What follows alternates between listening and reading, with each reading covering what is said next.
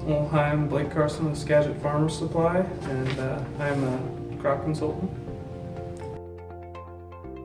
The first thing I generally look for is the pH. We want that pH between around 6 and 7, ideally 6.5. Many soils around here are 5.7. Then I look at organic matter. We want that above 5. We have rich organic matter soils here in Western Washington. And oftentimes a lot of soil tests will offer a lime requirement that can buffer your pH.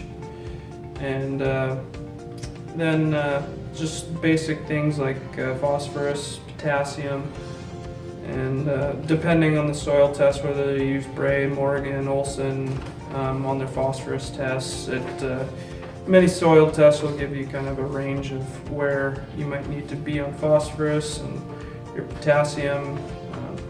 Basically, depending on whether you take a 6-inch soil test or a 12-inch soil test, you can determine by parts per million how many million pounds of soil you have, and that's basically a function of parts per million times 4 or 2 million. And then basically your ammonium, nitrogen, and your total nitrogen in the soil.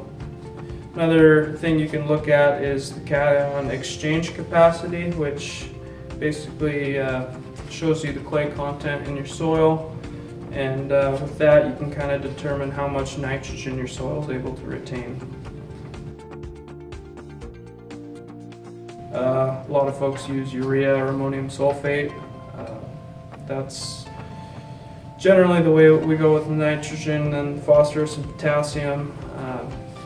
Just a whole host of blends, but a lot of times we go with like a 21-7-14 blend to boost the phosphorus and potassium levels, and there's just a whole lot of options, I guess. Skagit Farmer Supply is happy to help anybody with fertility recommendations, and we carry most of all products that anybody might need for what you are producing in the agronomy world.